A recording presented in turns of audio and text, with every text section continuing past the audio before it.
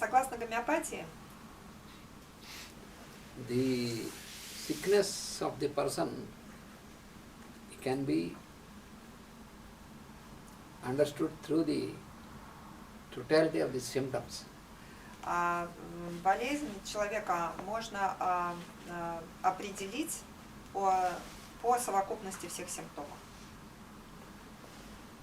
Unfortunately, the symptoms are considered as diseases in the normal medicine.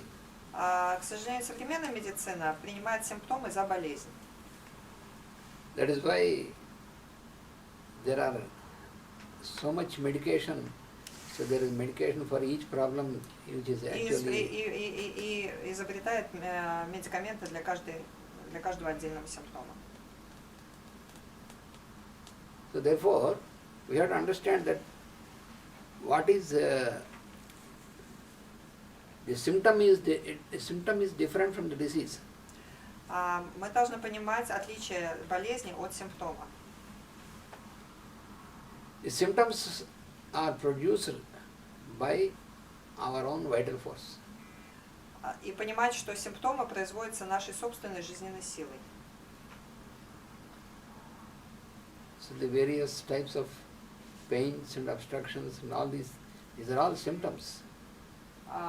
Всякие боли и там закупорки и прочее, это все симптомы, которые производит наша жизненная сила.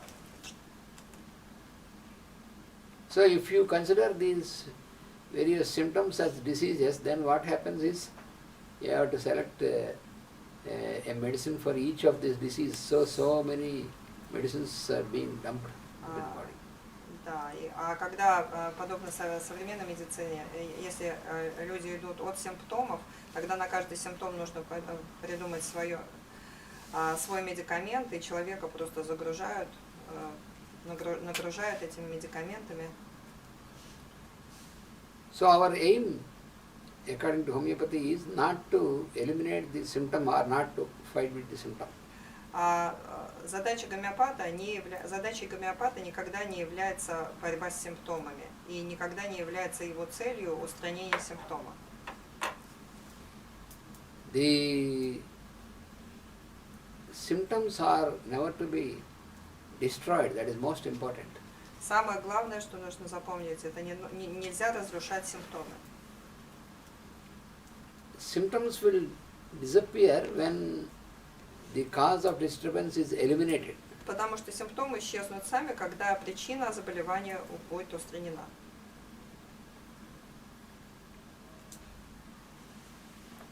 Symptoms are produced by the vital force because if there are no symptoms produced by the vital force, we have no possibility of knowing what is happening in the inner consciousness. Симптомы, они производятся нашей жизненной силой как индикаторы, которые говорят нам о том, что внутри, с нашим внутренним существом что-то не в порядке. So if you eliminate the symptoms before you know what is happening, then what happens is you have no possibility of cure anymore. Но если мы будем плясать от симптомов и будем устранять один симптом за другим, то мы устраним эту индикационную систему индикации, и тогда мы не сумеем разобраться с причиной заболевания. Мы устраним индикаторы, которые говорят о непорядке, и тогда мы никогда не поймем, в чем непорядок. We have two aspects. One is the person and another is the disease. У нас есть два аспекта.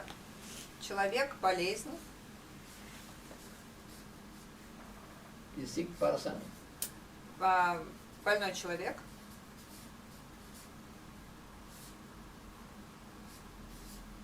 And then the disease. И болезнь. So you have to, your attention should be towards the person, but not towards the disease. Наше внимание всегда должно быть направлено на человека, а не на болезнь.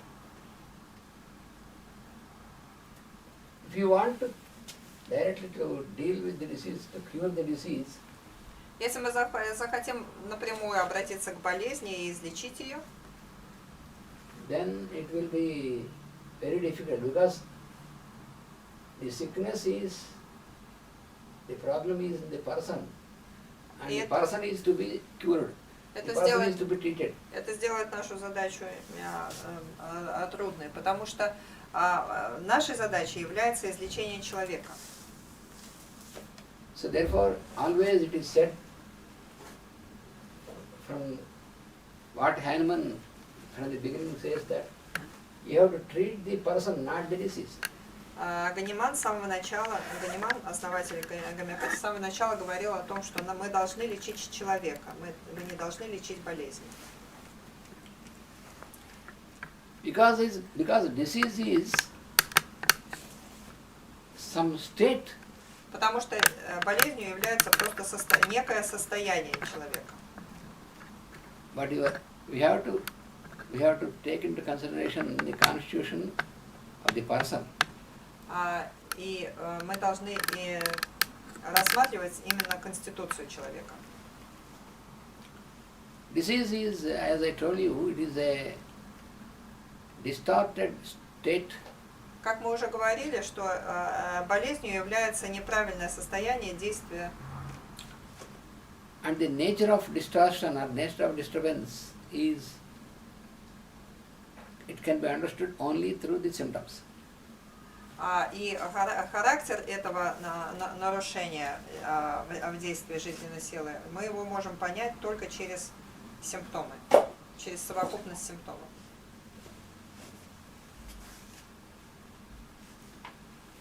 Generally what we consider is, symptoms belong to disease, but disease is something which is not exist at all. In reality, something like a disease does not exist. Когда мы говорим о том, что когда мы относим симптомы к болезни, мы поступаем неправильно, потому что болезнь это нечто, что не существует само по себе. Болезни на самом деле болезни как отдельной сущности не существует. Поэтому симптомы не могут относиться к тому, что не существует. Because you see, this word itself is evident. В английском языке очень понятно становится вообще сущность того, чем является болезнь. Потому что в английском языке из двух частей состоит это слово болезнь. Dis – это отрицательная частица, а is – это легкость, то есть отсутствие легкости. В английском языке само слово болезнь, которое можно дословно перевести как отсутствие легкости, говорит о ее происхождении, о том, что она не существует отдельно. Это отсутствие легкости в человеке. So our attention should be always to be towards the person who is suffering. Поэтому нам нужно направлять свое внимание только на человека, который страдает. So for the homeopathic doctor, it is important how the person feels, what are the expressions of the person, and how the person feels, that is more important. Поэтому для гомеопатического доктора гораздо важнее то, что чувствует человек субъективно и как он себя выражает. Than the reports of the pathological investigations. Чем название его там диагнозов и результаты его анализов.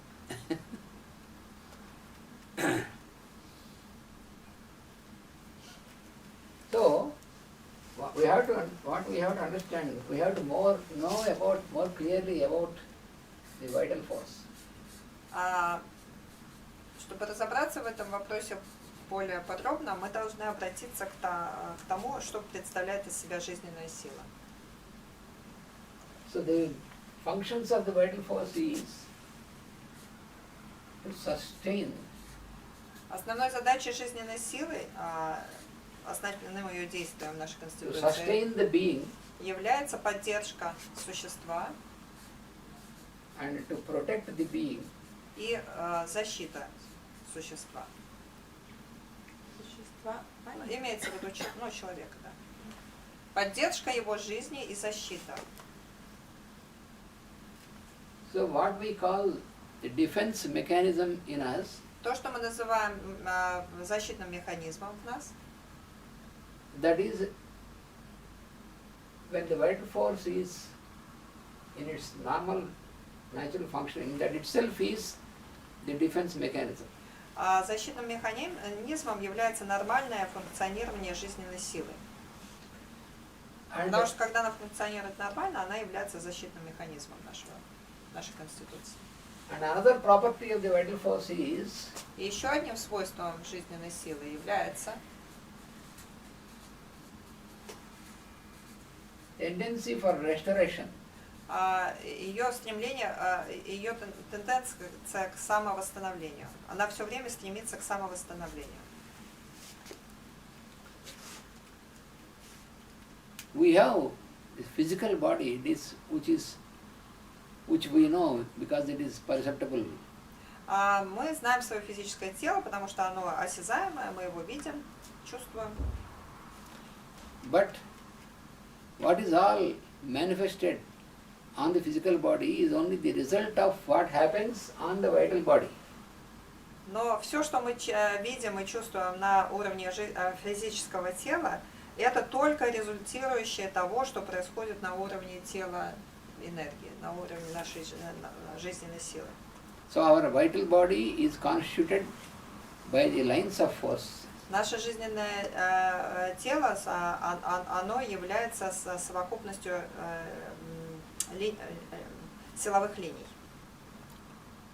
So the vital body is very important for our existence. И это жизненное тело, оно очень важно для самого нашего существования. So any disturbance starts from the vital level. And without that, you don't have a disturbance on the physical body. И никакой физический непорядок не начинается в физике, он всегда начинается именно с беспорядков в витальном теле, в жизненном теле, в теле жизненной силы. So the vital force, as I told you, it has its normal structure, normal functioning, and it always tries to maintain this normal functioning, and without which we will have no existence. Жизненная сила, жизненное тело наше, оно имеет свое урегулированное нормальное функционирование, и в нем всегда есть вот эта сила, которая пытается привести опять его, как бы оно ни выходило из состояния нормы, есть сила, которая всегда стремится вернуть ее в состояние нормального функционирования. So the vital force is not a material aspect. That is why it is not located at any particular part of our body. И нужно понимать, что жизненная сила, она не материальная.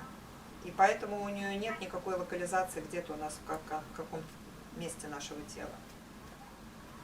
And the vital force is directed by our mind. А витальная работа жизненной силы, она всегда направляется нашим умом. And mind is also not located anywhere in the body. И ум это нечто, что тоже не существует где-либо в нашем физическом теле. Generally, when we speak of mind, we think of our brain cells, but обычно, говоря об уме, люди подразумевают деятельность мозга, но brain is the seat of mind, the seat of manifestation of the mind, but it is not just mere location of the mind is spread, mind is floating, our body is floating, our physical body, actually so to say, it is floating on the surface of the mind. Mind is everywhere. Да, но на самом деле понимание того, что ум находится вот где-то только в мозгу, это неправильное понимание. ведическое понимание, это то, что наше физическое тело, оно плавает на поверхности ума, а ум находится везде. That is why all the sensations, Поэтому все ощущения, all the sensations we feel that they are local. которые мы ощущаем как локализованные где-то. Suppose, for example, if you have pain in the knee, Например, боль в коленке. then we feel that it is a location for the pain, but pain is only a sensation. И мы думаем, что боль находится в колене, но это не так. Боль находится в нашем... Это только ощущение боли, которое относит ум к колену. То есть боль находится в нашем уме. So how can a sensation be localized in a particular part of the body? Боль – это только чувство. А чувство, как оно может находиться в какой-то части тела? So pain is felt by the mind.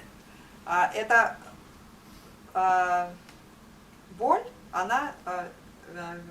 ее чувствует ум. То есть она принадлежит к уму. Just like, for example, you have a big industry or a factory, and you have a room where you have all the keyboard, and wherever there is a problem, then you can know where the problem is by looking at the keyboard. Это так же, at the board. как на большой фабрике, например, у нас есть какой-то там штаб-квартира со всей этой аппаратурой, и что бы ни происходило там на всей большой фабрике, мы видим это вот на клавиатуре, на экране, который отражает деятельность всей фабрики. So if there is a pain in the knee, and if you inject a medicine there to kill the pain, then what happens is the sensation is disconnected. И что происходит, когда мы, например, с нашим больным коленом делаем какую-то инъекцию для того, чтобы убрать боль? Происходит просто дисконнект, то есть разъединение источника какого-то беспорядка и ума, который сигнализирует об этом беспорядке болью. Therefore, temporarily you feel the pain disappear. И поэтому мы временно можем почувствовать, что боль исчезает, потому что произошло разъединение между источником и приемной станцией. So therefore, the vital force always tries to regain its normal functioning. А жизненная сила, она, как мы говорили, она все время старается восстановить свое нормальное функционирование, когда оно нарушено. But from time to time, the functioning of vital force is disturbed by some factors. Но иногда действие жизненной силы может быть нарушено какими-то факторами. And these factors are not just external. И эти факторы, они не только внешние. So, the disturbance for the functioning of vital force can be from the level of mind. What? The disturbance for the functioning of the vital force, the factors of disturbance will be from the level of mind. И факторы нарушения работы жизненной силы, они тоже всегда идут от ума. So we have the internal level of consciousness. One is У нас есть внутренний уровень сознания. the vital level, the mental level. Внутренние уровни сознания – это жизненный уровень сознания, ментальный уровень сознания или уровень ума. And then you have the level of will and understanding. И есть еще более тонкие и высокие уровни. Это уровень воли и понимания, разум. So because all our actions are governed by our will and understanding. И все наши действия, они управляются нашей волей и пониманием. So a distortion, cause of distortion, И причина that is беспорядка, always from the internal levels. она всегда идет от внутренних слоев, от внутренних уровней. So whenever there is any disturbance in the functioning of vital force, Когда бы ни возникало нарушение нормальной работы жизненной силы, if that disturbance is allowed to continue for a long time, если мы позволяем этому продолжаться какое-то время, долгое время, then this leads to a dangerous condition for our existence. тогда это приводит к опасному состоянию, состоянию опасному для нашего существования. Therefore, Поэтому the vital force always tries to gain the normal когда бы она не functioning. вышла из состояния нормального функционирования, она всегда имеет тенденцию к восстановлению нормального хода. Для того, чтобы вот эта ненормальность не продолжалась слишком долго и не поставила под угрозу нашу жизнь. When the vital force is in normal functioning, then that the structure of this functioning of normal functioning of vital force is what is called health. И на самом деле истинным здоровьем называется нормальное функционирование жизненной силы. We have to remember that it is a force. Мы должны помнить, что это именно сила. When there is a distortion, when there is a disturbance, then it takes a different structure. А когда у нас нарушение здоровья возникает, тогда эта сила начинает действовать по-другому. Just like, for example, Например, when you are smiling and pleasant and когда нам хорошо, мы улыбаемся, and then suppose somebody who is a very wicked person or somebody и какой-то who злодей came and вдруг started пришел, to shout at you начал орать на нас, or scold you or doing something wrong with как-нибудь you, нас обижать, then there will be a change in your expression, your face. тогда в нашем выражении будет изменение. Лицо у нас изменится. So before, a few minutes before, it is very pleasant, smiling and all the things. Несколько минут назад оно было улыбающимся, таким расслабленным. And then, after this disturbance, then you'll become like a tiger or like a После этого lion. мы разозлились, стали как тигры.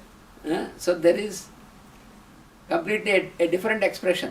И это будет совершенно полностью отличающееся выражение.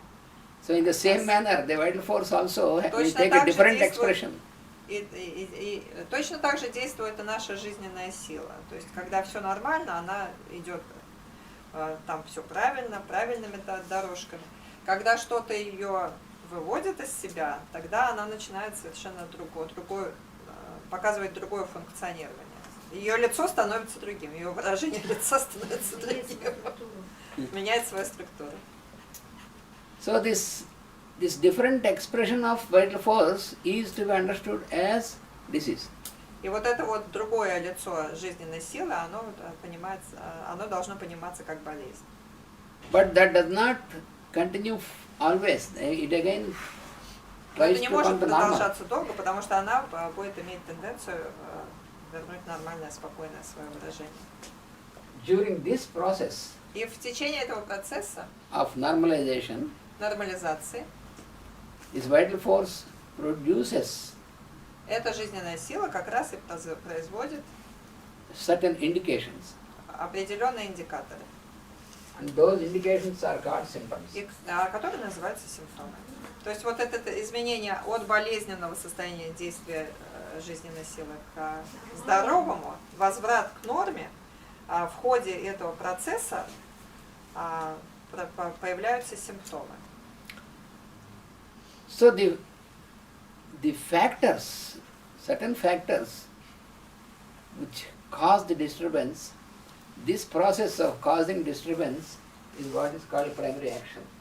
И вот этот вот процесс, когда нормальное действие жизненной силы чем-то, что-то ему помешало, это называется первичным действием. какой-то враждебный агент появился, And then который производит... the reaction of the vital force А реакция жизненной силы на это первичное действие, towards this primary action of the factors, disturbing factor, фактора, будоражащего фактора. that reaction is called the secondary action. Эта реакция жизненной силы называется вторичным действием. То есть первичное действие – это действие самого будоражащего фактора, а вторичное действие – это действие, ответ жизненной силы на эту агрессию. So both these actions, the primary action and secondary action, are happening in our constitution. И первичное действие и вторичное действие происходят внутри нашей Конституции. So secondary action is produced by our own vital force. Вторичное действие производится с нашей собственной жизненной силой. And during this course of producing secondary action, it produces symptoms. И в ходе этого вторичного действия вырабатываются симптомы нашей же жизненной силы. Without secondary action, без вторичного действия the vital force cannot gain normal state of functioning. Жизненная сила не способна вернуться к своему первоначальному нормальному существованию, нормальному функционированию. Без симптомов. Да, без симптомов. Невозможно ее возвращение к норме. If there are no symptoms produced, we have no possibility of knowing what is happening inside. Потому что если бы эти симптомы не производились, тогда мы бы никогда не узнали, что происходит внутри, что внутри происходит какая-то война.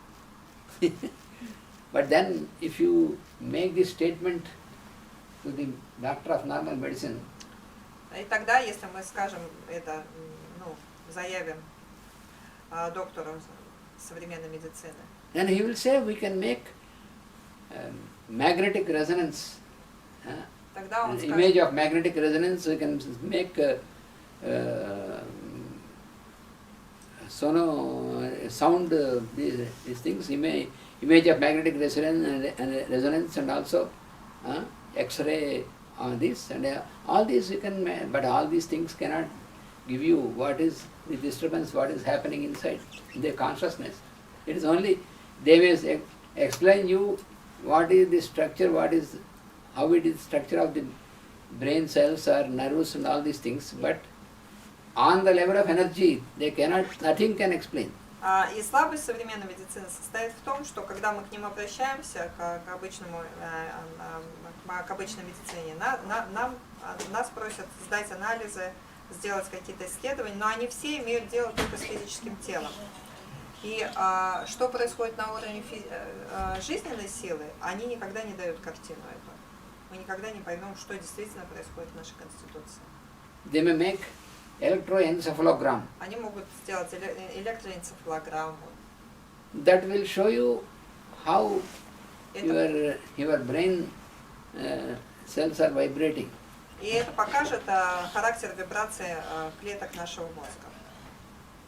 But when there are wrong vibrations, Но когда мы видим нарушение в этой вибрации, what is the cause of these wrong мы не vibrations? понимаем, почему они так неправильно вибрируют.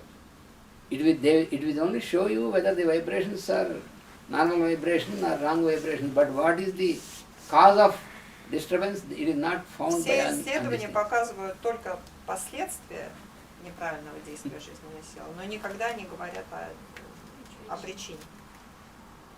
So therefore, only through symptoms you can know what is happening in the deeper level of consciousness.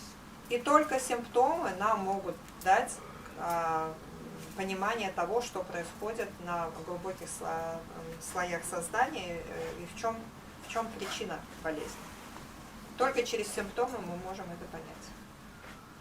So therefore, we have to give importance Поэтому мы должны особое значение придавать to how to take these indicators, these symptoms.